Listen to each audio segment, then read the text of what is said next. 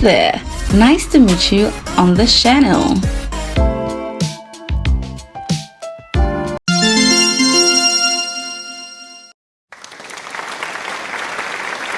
Hello to everyone, and welcome to Presley's Arena, a social platform that is dedicated to helping the youth unleash their full potential while touching on every facet of their lives. Today on your screen, we are here to continue our lessons on how to write a winning CV. If you have watched our previous video, you would realize that we said we are going to break down these videos according to the sections on a CV, or pretty much curriculum vitae. So, in today's video, we are going to handle the contact information section. Stay tuned and don't go anywhere. I know that a lot of individuals will be asking why I'm handling the contact information section. However, I want to tell you that the contact information section is the first section that appears on a CV. So pretty much it gives the first impression about you. Now imagine that you have an email that is not so professional, that has your nickname and all. Anybody who is looking for somebody who is professional may skip, and having not even gone through your educational experience and work experience will just skip and be like, oh, this guy isn't professional or this lady isn't professional. So pretty much it's very essential that we pay close attention to the information that we put in our contact information section. There are several components that do occupy the contact information section. It's not just the email, and this video is going to take us through all of that and then go into detail how we should present it. Stay tuned. To begin, take note that a contact information section should be crystal clear and accurate. Now let's consider the following details that entail the contact information section. Name should be the first thing that appears on your contact information section. Pretty much you start with your first name and then your last name. That should be written in bold, and then the suggested font size for this is 14 to 16 points and should be different from the font size that you use in the main body of your CV. That is pretty much to let your name stand out. So always make sure that you use common fonts like Times New Roman. If you do not know why this is so, kindly watch our previous video. Another component that you can include in your contact information section is your profession. Kindly note that this is optional. For instance, if the job that you're applying to does not relate to your profession or your job title, there is no need for you to include it in your contact information section.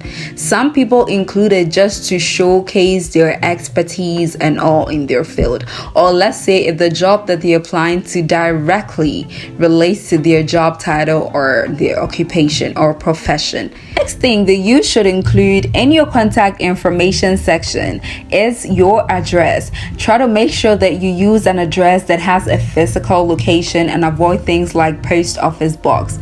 So for instance, your address should include things like your street name and then your so your street name and then your city and then your region. If you're outside Ghana, you should include obviously your state and then the zip code. Information is very important because in case your employer wants to send you any physical documents or correspondence, it will be necessary. That's why I stated that use a current address that is easily traceable. If you're having issues with safety concerns, you can only add your city and then your state or your region instead of adding your street address. That is if you have safety concerns. Next thing that you should include is your phone number. Kindly provide a phone number where employers can reach you directly. It's actually recommended they use a personal mobile number as it ensures immediate and convenient communication. So, for instance, if you were applying for a job outside Ghana, kindly include the country code. For instance, +233. So wherever you are, just include the country code. But it's mostly advisable that no matter the job that you're applying to, wherever the location you're applying to, just add your country code. So pretty much, let's say +233-291-7589, stuff like that. The next thing that you should include in your contact information section is your email address. Kindly include a professional email address that you regularly check. It's best to use an email address that consists of your name or initials rather than any generic or nickname or any informal name. This would suggest that you are unprofessional if you do otherwise. And also double check for any spelling errors or typos to ensure that employers can easily reach you via email. Some people mistakenly write their emails wrong, and then employers are not able to reach them. So for example, if my first name is Rita and then my surname is Johnson, my email may be rita.johnson@gmail.com instead of something like stargirl@gmail.com. No, stargirl kind of like looks so unprofessional and all. So kindly stick to professional emails. Another component of the contact information section that people actually do ignore is the LinkedIn profile. Even though it's optional, I really do advise a lot of people to actually have a LinkedIn profile and then have a URL that they can put on their CV. Now, this is because we're in a digital age, and also it can be very increasingly advantageous because it is believed that LinkedIn is a professional networking platform that where professionals get to meet and all. Do you understand? So if you're having such, it gives this form of first impression that, oh, you are a professional. So it's really advisable. If you do not have an account, kindly go create one. It is not just about having a link, or it's not just about having the URL with your name on it. It's also about updating your LinkedIn profile. Because let's take, for instance, you put your link on the CV, and then when they go that the information there is not even like attractive, or it's incomplete and all, it will still be the same as someone who did not even put it there. So please kindly update your LinkedIn profile with the necessary information. For example, if an employer gets to your LinkedIn profile and then views all the sections in your LinkedIn, would they be impressed or not? So kindly update all those things before you put your LinkedIn URL on your CV. It's very important. It actually can be very advantageous, like I said before. A component on the contact information section is your website. Pretty much, even though it's optional, it can keep a long-lasting impression of you.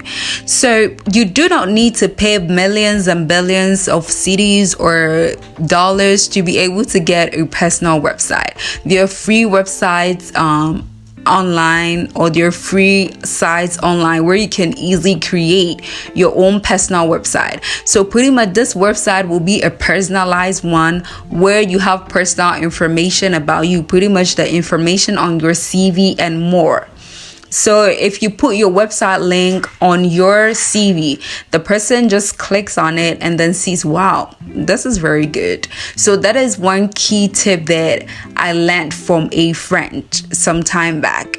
So I think it was about the school application, and then one thing that stood out was his personal website that he had put on his CV. He was using his CV to apply for schools, and the I forgot the name of, is it the admission team was very impressed. So this is more like an information he got from a contact on LinkedIn. So that is one tip I'm giving to those who are applying for schools, and not just schools, but also for jobs as well. So as you can see, this is an example of the contact information section.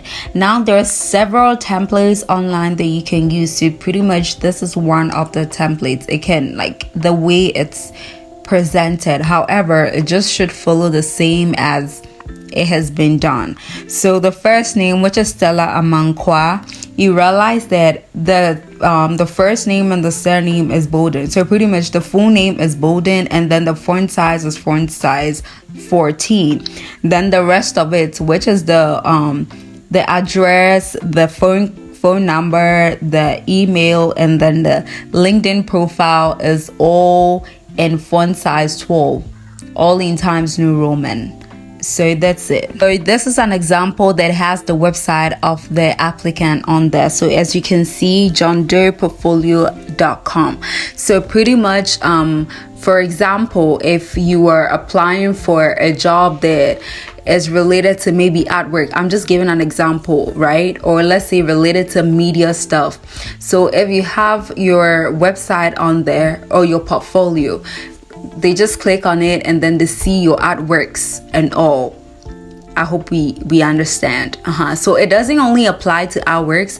Mostly the portfolio is for artworks and all. But if it's for like normal regular jobs, you can have your, like I said, your personalized website where you have your information on there, and the information should be it should be the same as what's on your CV. For example, if you stated that your undergrad was taken at maybe for like Dickinson University or University of Cape Coast whatsoever, and then on your personalized website you're giving me different information that you took your bachelor's degree at maybe Temple University or Kwame Nkrumah University of Science and Technology. Like, it don't match. Or let's just say you said the duration with your work experience, maybe you said you started May 1st 2022 to, let's say, July 2nd 2020, like stuff like that. And then on your CV it's a whole different thing. No, you should make sure that your information matches. Likewise, what's on your LinkedIn profile. Yes, pretty much this is also an example of what I was talking about earlier, where you include your job title if only the job that you're applying for really matches, or you want to brand yourself or something. Like I said, it's optional. So this is how you present it. So like I was saying, there are several templates where you can showcase all of these things, but it's just that it's supposed to follow the components that I have stated. Thank you for watching, and then stay tuned. If you have any questions whatsoever, kindly comment in the comment section. Share this video, like and comment.